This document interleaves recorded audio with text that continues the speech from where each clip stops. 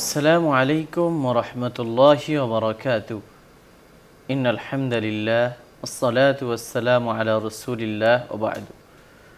সম্মানিত দর্শক শ্রোতা, কাছে দূরে দেশে কিংবা প্রবাসে যে যেখানে বসে টিভির স্ক্রিনে কিংবা ইউটিউব চ্যানেলে আমাদের দেখছেন, সবাইকে জানাই শুকরিয়া ও স্বাগত।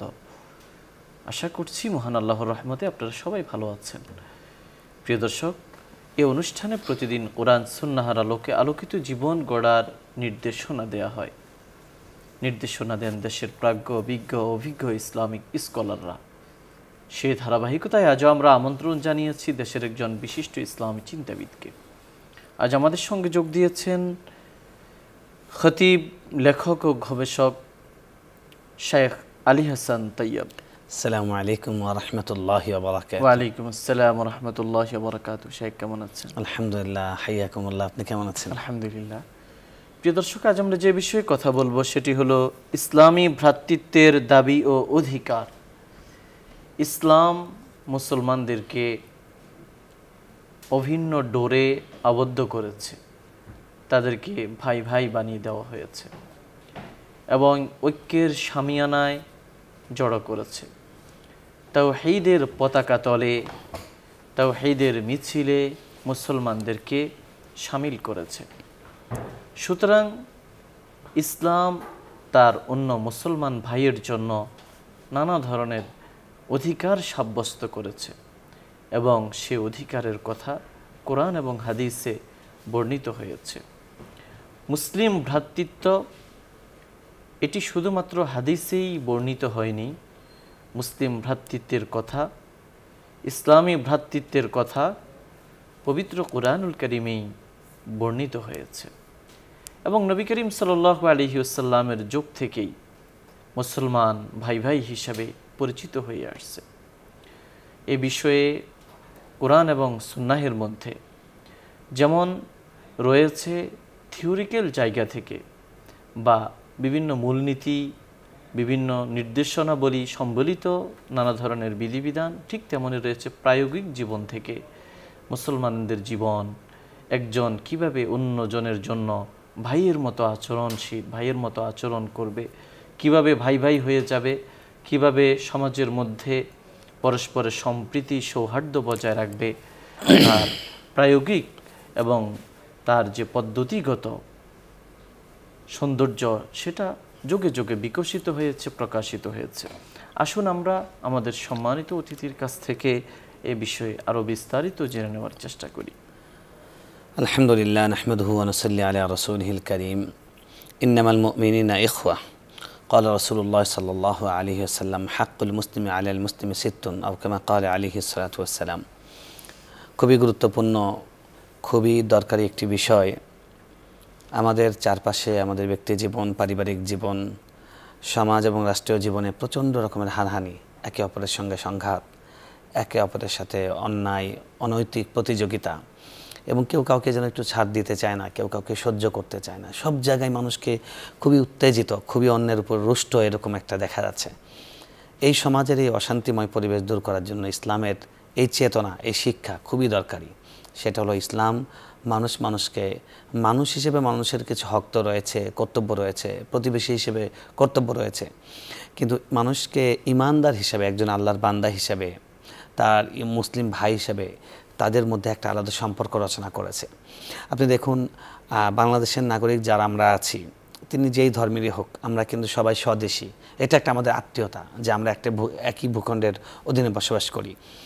ঠিক একইভাবে আরেকটি আমাদের সম্পর্ক আছে, আরেকটি পরিচয় আছে, সেটা হলো ইমানি ভ্রাতৃত্ব। পৃথিবীর যেখানেই একজন মুসলিম আছে, তিনি আমার ভাই। তিনি হতে পারেন কালো, তিনি হতে পারেন বেটে, তিনি হতে পারেন গরিব, তিনি হতে পারেন কৃষ্ণাঙ্গ, শ্বেতাঙ্গ, যাই হন না কেন। সুদানের ভাইও মুসলিম, আমার মুসলিম। ভারতের মুসলিম ভাইও আমার ভাই এবং ঠিক একইভাবে আরবের মুসলিম ভাই, তারাও আমার ভাই। এই ভ্রাতৃত্বটা আসলে কি? এটা দেখুন, আমরা সবাই আল্লাহর পর ঈমান এনেছি। আল্লাহ কোরআনে বলেছেন আল্লাযীনা আমানু, ঈমানদার, আমানু, ঈমানের কথা বারবার বলেছেন। তো ইসলামের প্রথম কথা হলো ঈমান। আমি ঈমান আনলাম, আপনি ঈমান আনলেন, আমি যার প্রতি ঈমান এনেছি আপনিও তার প্রতি ঈমান এনেছেন। এই যে একটা সম্পর্ক অটোমেটিক হয়ে গেল। আমরা বিশেষ করে হজের সময়ে আমরা এই জিনিসটা দেখি, ইজতেমার সময় দেখি। হজের সময় যে একজন ভাষাও বোঝে না, কিন্তু যখন মিনা মুজদালিফায় বিচরণ করতে থাকে, আরাফায় বিচরণ করতে থাকে, একজন মানুষ আরেকজন মানুষের উপকার করার জন্য, একজন মানুষ আরেকজন মানুষকে এগিয়ে দেওয়ার জন্য, এবং তার ভালোবাসার ডালি নিয়ে যে কিভাবে এগিয়ে যেতে পারে, সেটা ওই সময় যা দেখি, এরকম যদি আসলে সত্যিকার অর্থে আমাদের সমাজে বাস্তবায়িত হয়ে যায়, তাহলে আজকে আমাদের আইন আদালত হাজার হাজার লাখ লাখ মামলার স্তূপ জমে আছে, কয়টা সমাধান করবে? এর 60% হবেই না, শুধুমাত্র যদি ইমানি ভ্রাতৃত্ব জাগ্রত করা যায়। সেজন্য আমি বলবো যে খুবই দরকারি একটি বিষয় সিলেক্ট করা হয়েছে, এবং এটা আমাদের মনোযোগ দিয়ে শোনা দরকার, আমাদের বোঝা দরকার। আল্লাহ রাব্বুল আলামিন কোরআনে বলছেন, ইন্নামাল মুমিনুনা ইখওয়া, যারা ইমানদার আছে তারা কিন্তু ভাই, তাদের সম্পর্ক হলো ভাইয়ের সম্পর্ক। তো আপনি আপনার ভাইয়ের সম্পর্কে যাতা বলতে পারবেন না, আপনি ভাইয়ের সঙ্গে যাতা আচরণ করতে পারবেন না, আপনি আপনার ভাইয়ের মঙ্গল চাইবেন, আপনি আপনার ভাইয়ের কল্যাণ চাইবেন। নিজের ভাইয়ের জন্য যে আচরণ, ঠিক একই অন্যের জন্য সেই একই আচরণ, অন্য মুসলিমের জন্য সেই একই আচরণ।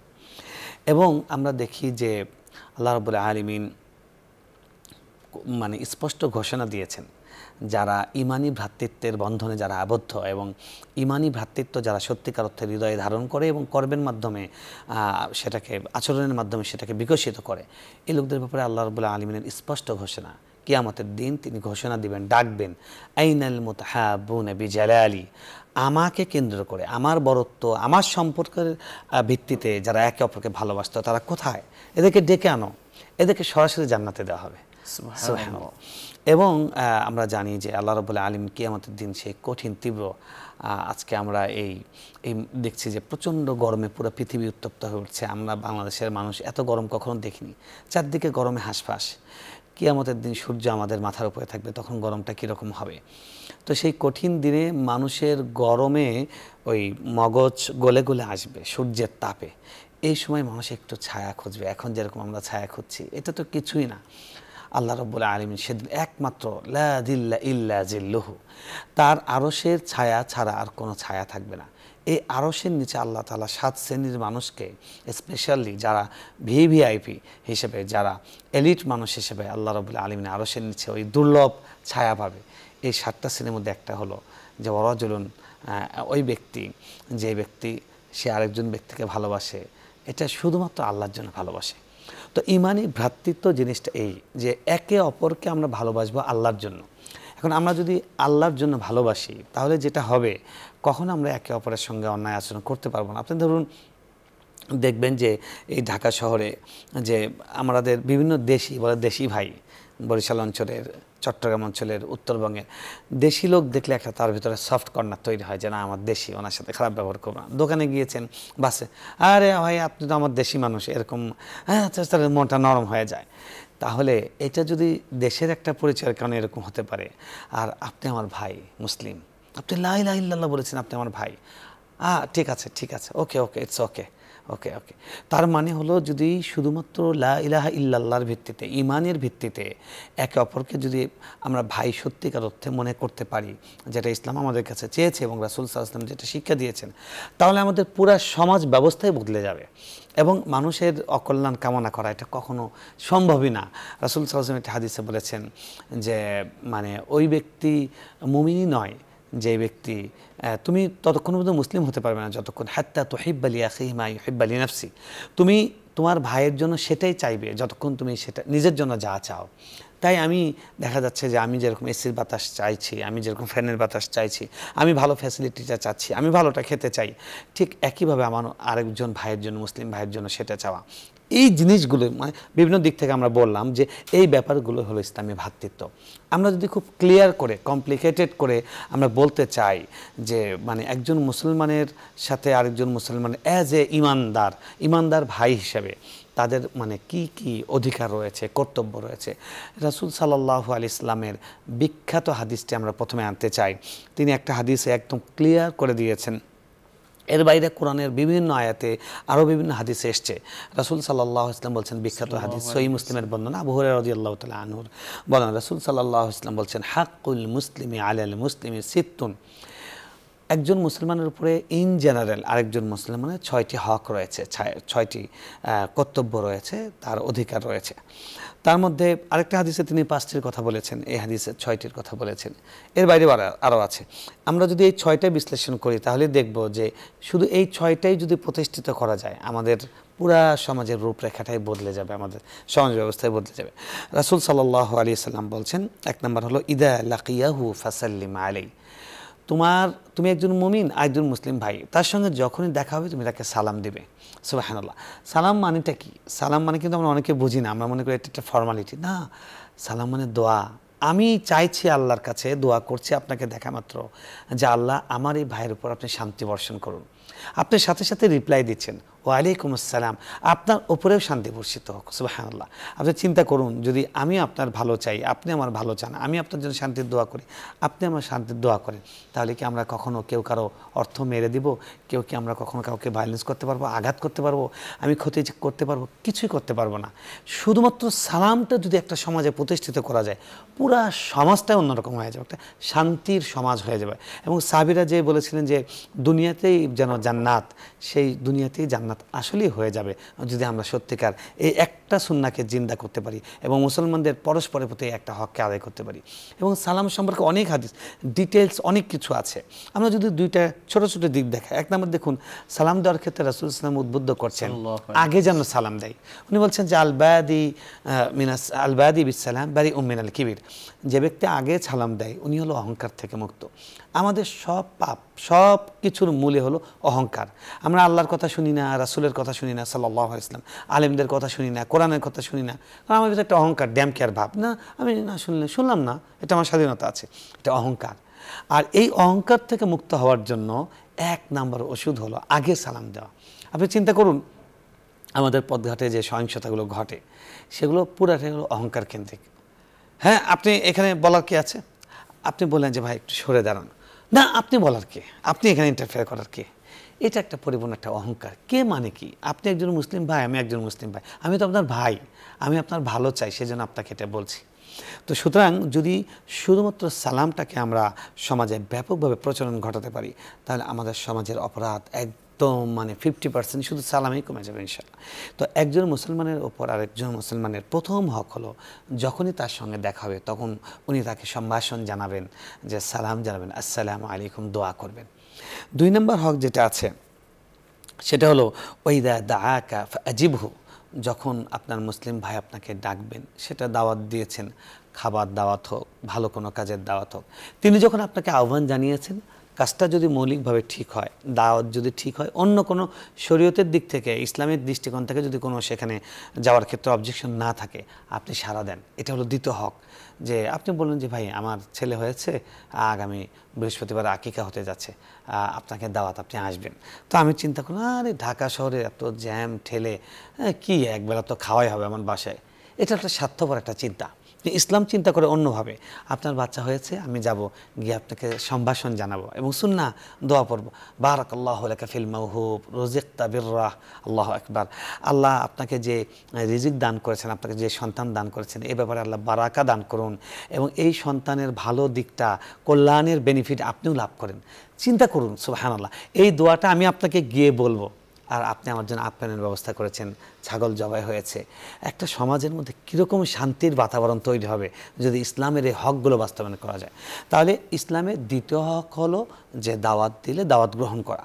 হ্যাঁ, যদি অন্যায় দাওয়াত দিয়েছেন, কথার কথা উনি আপনাকে এমন জায়গায় দাওয়াত দিয়েছেন যে দাওয়াতে উনি নেশা করবে, আপনাকে দাওয়াত দিচ্ছে যে আসো একসাথে দোস্ত, আসো আমরা একসাথে খাই, এই দাওয়াত গ্রহণ করা যাবে না। কিংবা এমন দাওয়াতের আয়োজন করেছেন যেই দাওয়াতে গেলে গুনাহ হবে, এটা নিশ্চিত।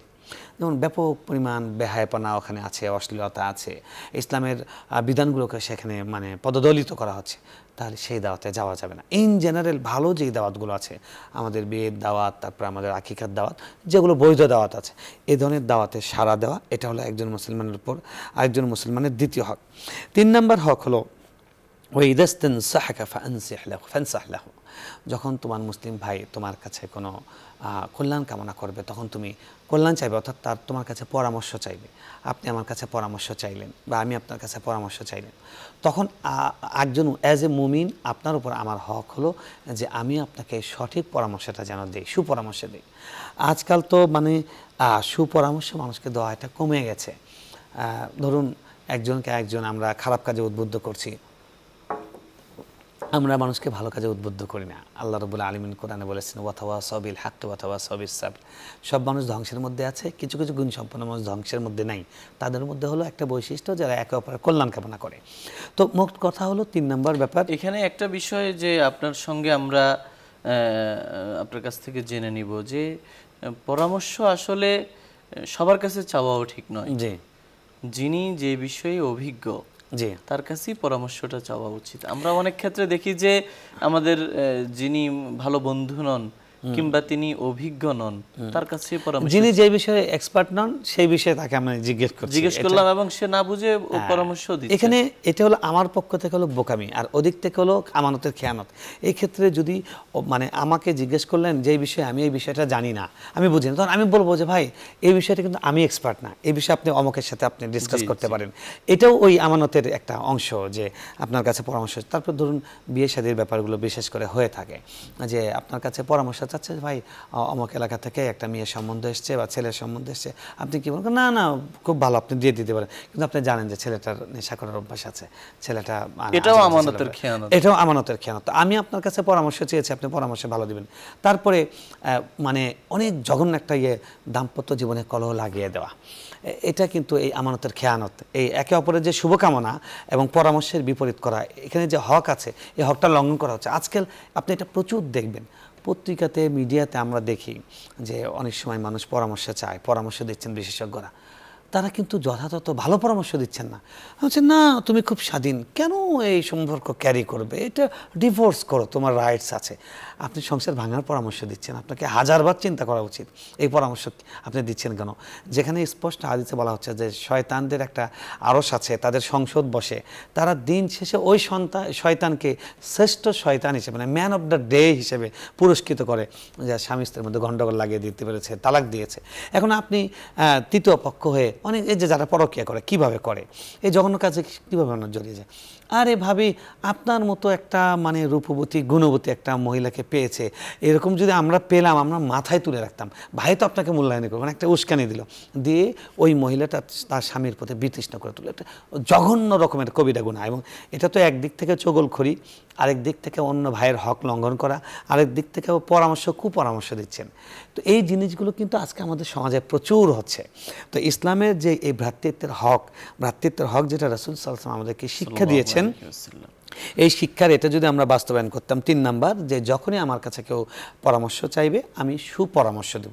আমি যদি ওই বিষয়টা ভালো না বুঝি তাহলে সুপরামর্শ হলো আমি বলবো যে ভাই এটা আমি ভালো বুঝি না, এটা আপনি অমকের কাছ থেকে সাহায্য নিন, বা যিনি এটা ভালো বোঝে তার কাছে জিজ্ঞেস করুন, এটাই সুপরামর্শ। এরপরে রাসূল সাল্লাল্লাহু আলাইহি ওয়াসাল্লাম আরেকটি হক আমাদেরকে শেখাচ্ছেন, ইদা আতাসা ফাহামিদাল্লাহ ফাশাম্মিতহু। যখন আমার সামনে কেউ হাঁচি দেবে তখন আমি হাঁচি দেওয়ার পরে সুন্নাহ হলো আলহামদুলিল্লাহ বলো। শিক্ষা দিয়েছেন যখন তোমাদের হাঁচি আসে তখন তোমরা আলহামদুলিল্লাহ বলো। উনি বলছেন যে তিনি ভালো পছন্দ করতেন হাঁচি দেওয়া, আর অপছন্দ করছেন হাই তোলা। হাই তোলাটা অলসতা, উনি হাই তোলা এটা ঠেকাতে বলেছেন। আর হাঁচি আসলে বলছেন যে শুকরিয়া আদায় করব, একটা হাঁচি দিলাম আলহামদুলিল্লাহ, দেখা গেল পুরা শরীরের মধ্যে একটা প্রশান্তির পরশ একটা তৈরি হয়ে গেল, বয়ে গেল যেন। তো হাঁচি উঠেছে, এখন আমি বলবো আলহামদুলিল্লাহ। আর আপনি আমার মুমিন ভাই, আপনি আমার পাশে থেকে শুনেছেন, আপনার দায়িত্ব হলো আপনার জন্য সুন্নাহ হলো আপনি বলবেন, তখন একটা দোয়া করবেন, ইয়ারহামুকাল্লাহ। কি সুন্দর সুবহান। আপনি চিন্তা করুন, ইসলামী ভ্রাতৃত্বটা যদি জাগ্রত করা যায় আমাদের সমাজটা কোথায় চলে যাবে। মানে আমি বলছি হাঁচি দেওয়ার পর আলহামদুলিল্লাহ, আপনি বলছেন আল্লাহ আপনাকে দয়া করুন, আমি আবার বলবো ইয়াহদিক আল্লাহ ইসলাহ বালাকুম, আল্লাহ আপনাকে হেদায়েত দান করেন, আল্লাহ আপনার অবস্থাগুলো সংশোধন করে দেন। তাহলে একটা সমাজের মধ্যে কীভাবে সংঘাত তৈরি হবে? কখনো সংঘাত তৈরি হবে না। আর মুমিন ভাইয়ের সাথে মুমিন ভাই তো যখন দেখা করবে সালাম দেবে, সালাম দিয়ে হাসি মুখে কথা বলবে, মুসাফা করবে, খোঁজখবর নেবে। অর্থাৎ একজন মুসলিম হিসেবে যে ম্যানার্সগুলো আছে সেই ম্যানার্সগুলো যদি বাস্তবায়ন করে তাহলে আমাদের সমাজে ভ্রাতৃত্ব এমনিতেই বাস্তবায়ন হয়ে যাবে। তো আমরা জানলাম যে চতুর্থ হক হলো রাসূল সাল্লাল্লাহু আলাইহি ওয়াসাল্লাম বলে দিচ্ছেন, যখন হাঁচি দেয় হাঁচির উত্তরে আলহামদুলিল্লাহ বললে তার জন্য দোয়া করা। 5 নাম্বার, ওয়া ইদা মারিদা ফাউদহু, আল্লাহ আকবার, এটা অনেক গুরুত্বপূর্ণ বিষয় যে আমার মুমিন ভাই তিনি যখন অসুস্থ হয়েছেন তার সেবা শুশ্রূষা করা। এটা অনেকে তর্জমা করে যে অসুস্থ হলে দেখতে যাওয়া, শুধু দেখতে যাওয়া নয়, তার সেবা শুশ্রূষা করা। এখন তাকে যেভাবে সাপোর্ট দেওয়া যায়, আপনি দূর থেকে ফোন করে, আপনি দূরে আছেন যেতে পারছেন না, ফোন করে তাকে আসসালামু আলাইকুম ওয়া রাহমাতুল্লাহ দোয়াগুলো পড়লেন, লা বাসা তাহুনুন ইনশাআল্লাহ আসাদুল্লাহ আল আযীম রাব্বুল আরশিল আযীম ইয়াশফিয়াক আল্লাহুম্মা আযহিবিল বাস রাব্বান নাস ইশফি আনতা শাফি। অর্থাৎ রাসূল সাল্লাল্লাহু আলাইহি ওয়াসাল্লাম রোগী দেখতে যে দোয়াগুলো পড়েছেন সেই দোয়াগুলো যদি পড়েন আর উনি ওদিক থেকে আমিন আমিন বলে, তাও কিন্তু একটা রোগী দেখার ফজিলতটা আমরা অর্জন করতে পারি। এরপরে আমরা রোগী দেখতে যাব, রোগী দেখতে যাওয়ার সময় খেয়াল রাখা, অনেক আদব আছে এগুলোর ক্ষেত্রে। আপনি হসপিটালে গিয়েছেন, 5 জন 7 জন 10 জন একসাথে গিয়েছেন ক্লিনিকে দেখতে, অথচ ওখানকার নিয়ম হলো যে একজনের বেশি ঢোকা যাবে না। তারপর রোগীদের সামনে গ্যাদারিং করলে ওই রোগীরও কষ্ট হয়, অন্য রোগীদের কষ্ট হয়, এই জন্য এই আদবগুলো খেয়াল করা। এরপর আপনি গরিব একজন আত্মীয়কে দেখতে গিয়েছেন, রোগী উনি অসুস্থ দেখতে গিয়েছেন, তো গরিব মানুষ দেখতে গিয়েছেন, উনি আপনার জন্য 200 টাকা 500 টাকা খরচ করে নাস্তা সামনে উপস্থাপন করলেন, কিন্তু আপনি গিয়েছেন খালি হাতে। তখন আপনার উচিত হলো রোগীর জন্য আপনার পক্ষ থেকে আপনার সামর্থ্য অনুযায়ী ফলমূল নিয়ে যাওয়া। তারপরে আপনি যদি এরকম হন যে আপনার আত্মীয়, আপনার তখন তো ভ্রাতৃত্ব, মুসলিম ভ্রাতৃত্ব আর আত্মীয় আরেকটা হক হবে, আকারিব, হকুল আকারিব, আত্মীয়তার হক। তখন আপনি কি করবেন? আপনি যদি সামর্থ্যবান হন আর তিনি যদি গরিব হন, তাহলে আপনি তাকে 2,000 টাকা দিতে পারেন, 5,000 টাকা দিন, এটা একটু দিয়ে গেলাম মেহেরবানি করে, আমি তো কিছু আনতে পারলাম না, এটা একটু আপনারা এই মানে চিকিৎসার কাজে লাগাবেন। সুবহানাল্লাহ, আমরা যদি বুঝতাম এটা কত বড় কাজ, কত বড় কাজ। অনেকগুলো হাদিসে রাসূল সাল্লাল্লাহু আলাইহি ওয়াসাল্লাম বলেছেন। একটি হাদিসে রাসূল সাল্লাল্লাহু আলাইহি ওয়াসাল্লাম বলছেন যে ব্যক্তি কোনো রোগীকে দেখতে গেল, সে যেন জান্নাতের বাগানের মধ্যে ঢুকে গেছে, এখন সে বিচরণ করছে। সুবহানাল্লাহ। এবং একটা হাদিসে বলা হচ্ছে যে ব্যক্তি কোনো রোগীকে দেখতে যায় 70,000 ফেরেশতা সন্ধ্যা পর্যন্ত তার জন্য দোয়া করতে থাকে। আল্লাহু আকবার। তার মানে আপনি কত বড় ভালো কাজ করেছেন যে ফেরেশতারা আপনার জন্য দোয়া করছেন, যে ইনি তো একটা মহানুভব, ইনি তো একটা মহামানব যে উনি রোগীকে দেখতে যান। তো আজকাল আমাদের স্বার্থবাদী দুনিয়ায় আমরা সব কিছুর মধ্যে আমরা বেনিফিট খুঁজি, এবং বেনিফিটটা হলো কি, আমরা নগদ বেনিফিট খুঁজি।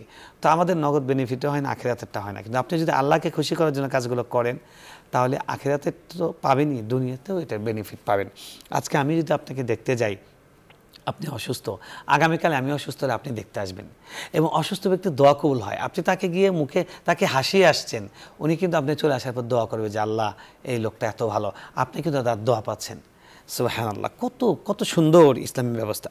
6 নম্বর হলো ওয়া ইদা মাতা ফাত্তাবি'হু, যখন কেউ মারা যায়, একজন মুসলিম ভাই মারা গিয়েছেন, তখন এখানে শব্দটাকে চিন্তা করে দেখুন যে তাকে অনুসরণ করা। তার মানে হলো একজন মানুষ মারা গেছে, এখন আপনি তার পেছনে লেগে থাকবেন, এই লোকটার দাফনের ব্যবস্থা করা দরকার। পরিবারের ছেলেরা মেয়েরা খুবই শোক সন্তপ্ত, তারা এখন কর্তব্য বিমূঢ় হয়ে গেছে। আপনি বলুন বাবা ঠিক আছে চলো আমরা সাথে সাথে কবরের দেওয়ার ব্যবস্থা এগুলোও করি আমরা। তো অর্থাৎ তাকে নিয়ে দাফন কাফনের ব্যবস্থা করা, জানাজার নামাজ পর্যন্ত যাওয়া, যদি হসপিটালে থাকে সেখান থেকে আনার ব্যবস্থা করতে হবে, কবরস্থান পর্যন্ত ব্যবস্থা করতে হবে, কবর খোঁড়াতে হবে। এই যে পুরো একটা মানুষের অন্ত্যেষ্টিকে তার যে শেষ বিদায়কালীন যে কর্মকাণ্ডগুলো আছে, অনেকগুলো কাজ এখানে আছে, এই পুরাটার সাথে লেগে থাকা, এটা হলো একজন মুসলমানের উপর আরেকটা মুসলমানের হক। এবং রাসূল সাল্লাল্লাহু আলাইহি ওয়াসাল্লাম স্পষ্ট করে ফজিলত বলেছেন, তিনি বলছেন যে যখন কোনো মান শাহিদাল জানাজাতা, যে ব্যক্তি কোনো মৃত ব্যক্তিকে অনুসরণ করে যতক্ষণ পর্যন্ত তার হাত্তা ইউসাল্লা আলাইহা, যতক্ষণ পর্যন্ত তার জানাজা সালাত পড়া হয়, ফালাহু কিরাতুন, তার জন্য একটা কিরাত পরিমাণ সওয়াব দেয়। সুবহানাল্লাহ, কিরাত মানে কি, বিশাল একটা পাহাড়। এবং রাসূল সাল্লাল্লাহু আলাইহি ওয়াসাল্লাম বলছেন ওয়ামান শাহিদাহা ওয়ামান ইত্তাবাহা, আর যে ব্যক্তি তাকে অনুসরণ করে, তার সঙ্গে থাকে, মৃত ব্যক্তির সঙ্গে থাকে, হাত্তা ইউদফান, যতক্ষণ তাকে দাফন করা হয়, ফালাহু কিরাতান, তার জন্য 2টা কিরাত। সাহাবীরা প্রশ্ন করলেন ইয়া রাসূলুল্লাহ সাল্লাল্লাহু আলাইহি ওয়াসাল্লাম, কিরাত জিনিসটা কি? রাসূল সাল্লাল্লাহু আলাইহি ওয়াসাল্লাম বলেন কিরাত হলো মিসলুল জাবালাইনিল আযীমাইন। সুবহানাল্লাহ, বিশাল বিশাল 2টা পাহাড়ের সমান সওয়াব তার আমলনামায় যুক্ত হয়ে যায়। সুতরাং আমরা এই হাদিস থেকে দেখছি যে এই 6টা কাজ, সালামের উত্তর দেওয়া, দাওয়াত গ্রহণ করা, হাঁচির উত্তর দেওয়া, এবং তার পরামর্শ চাইলে ভালো পরামর্শ দেওয়া, তা মারা গেলে তাকে দেখতে, অসুস্থ লোককে দেখতে যাওয়া, তার মৃত ব্যক্তির শেষ কাজগুলো করা, এগুলো আমরা একে অপরের মুসলমানের উপর একটা হক। আমরা তো এখন খুব এতটা স্বার্থবাদী হয়ে গেছি, নিজের বাবা মারা গেছে বলে আঞ্জুমানে মফিজুল ইসলামে দিয়ে দেন, সময় নেই, নামাজবিল্লাহ। পত্রিকায় ছাপা হয়েছে, জাতীয় দৈনিকে নিউজ হয়েছে। বাবা মাকে, বৃদ্ধ বাবা মা তাদেরকে বৃদ্ধাশ্রমে রেখে আসছে এবং কোনো খোঁজ খবর নিচ্ছে না, তারপরে মারা গেছে বলে যে না আমার যাওয়ার সময় নাই, আমি এখন অমুক ব্যস্ততা আছি। অর্থাৎ আমরা কতটা অমানবিক হয়ে উঠছি। আমাদের প্রত্যেকের চিন্তা করা উচিত, আমরা আমাদের সন্তানদেরকে শিক্ষা দিচ্ছি, আমরা যে যেই লাইনে পড়ায় যাই শিক্ষা দেয় না কেন, তাদেরকে যেন মৌলিক মূল্যবোধগুলো যেন শিক্ষা দিই। এই যে ইসলামিক ম্যানার্স এবং ইসলামে একে অপরের যে হক, এই বিষয়গুলো যদি আমরা তাদেরকে শিক্ষা দিই তাহলে আমরা এরকম দুর্ঘটনার শিকার হব না। মোহতারাম, আপনার কাছে আমরা কয়েকটি বিষয় জেনে নেওয়ার চেষ্টা করব। প্রথম কথা হলো যে আপনি আমাদেরকে বলছিলেন ইসলামী ভ্রাতৃত্ব সম্পর্কে। এক্ষেত্রে যদি বিষয়টাকে আমরা এভাবে নিয়ে আসি, এটাকে আপনি কিভাবে দেখেন? ইসলামী ভ্রাতৃত্ব বনাম মুসলিম ভ্রাতৃত্ব, বিশ্ব ভ্রাতৃত্ব, বিশ্ব ভ্রাতৃত্বে ইসলামী ভ্রাতৃত্বকে কেন্দ্র করে আমরা কি বিশ্ব মুসলমানের ঐক্য আমরা গড়ে তুলতে পারি কিনা, বা এই সুযোগ কি এর মধ্য দিয়ে? জি অবশ্যই। আমরা এই পর্যন্ত যেটা আলোচনা করেছি এটা আমরা প্রথম আগে ব্যক্তি থেকে শুরু করেছি।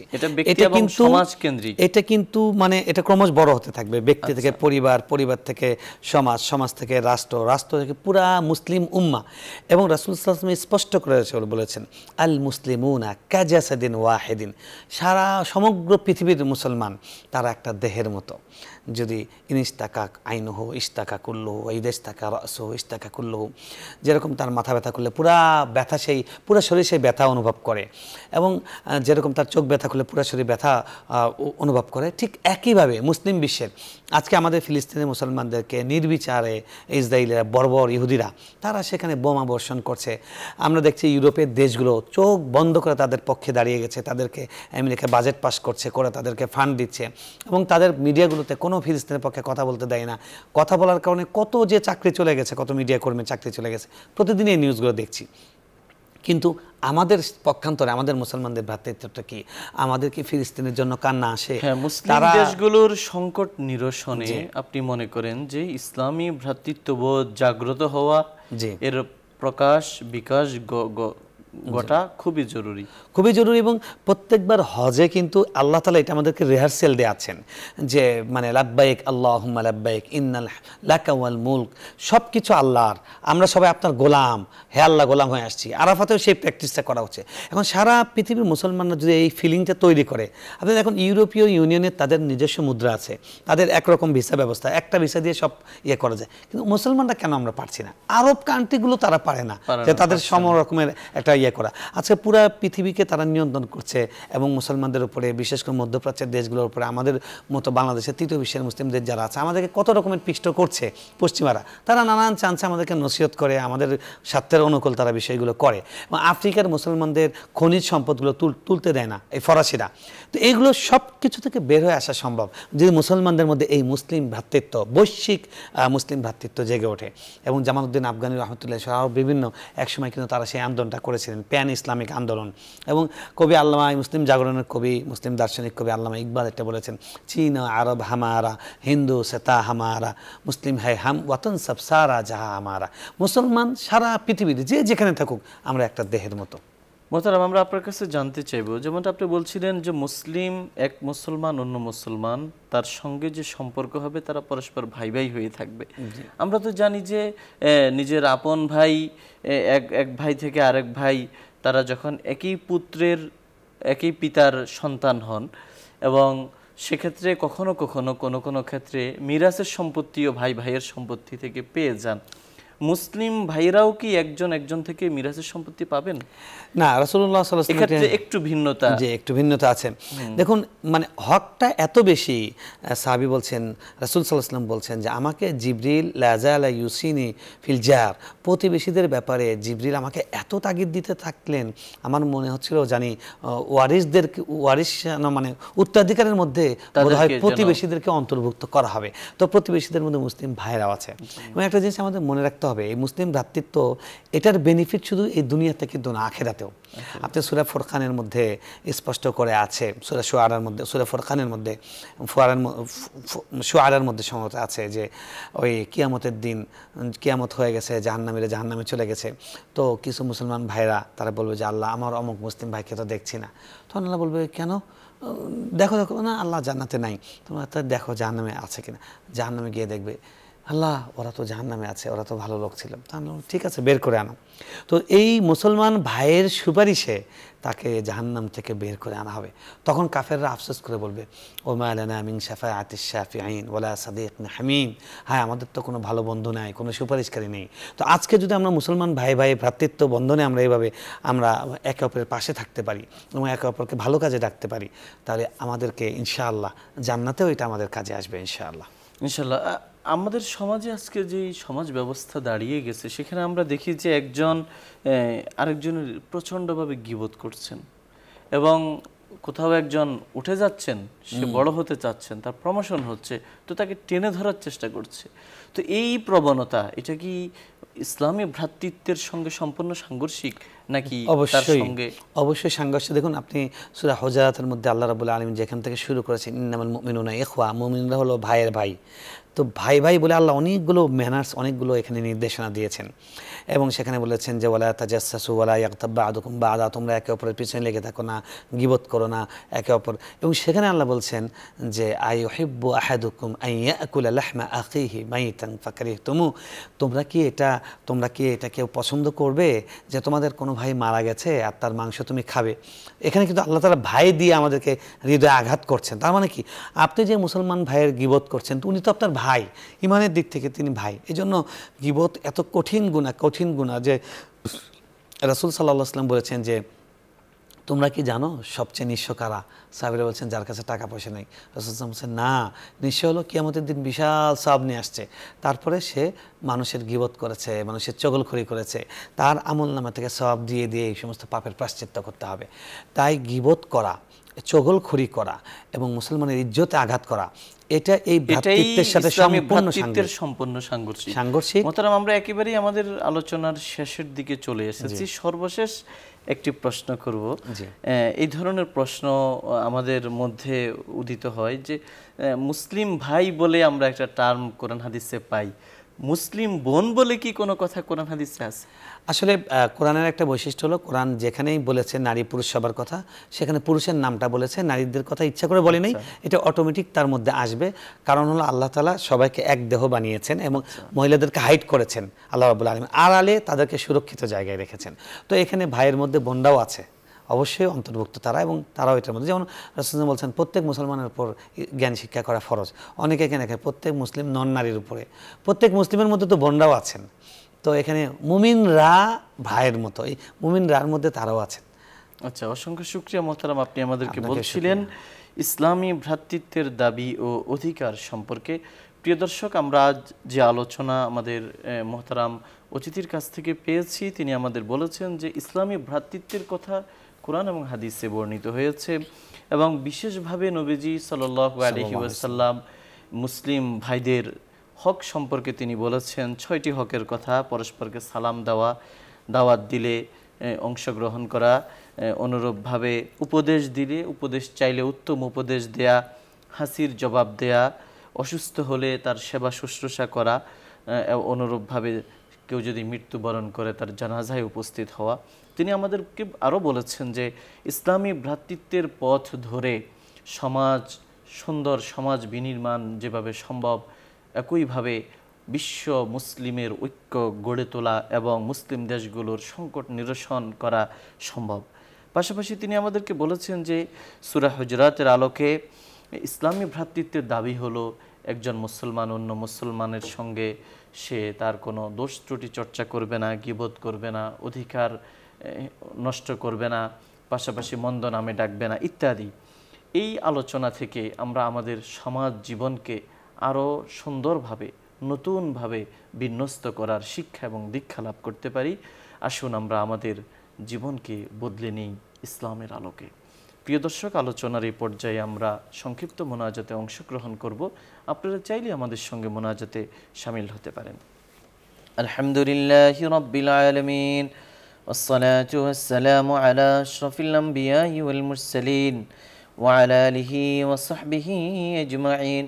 اللهم لا أحصي ثناء عليك أنت كما أثنيت على نفسك، اللهم لك الحمد كما ينبغي لجلال وجهك وعظيم سلطانك.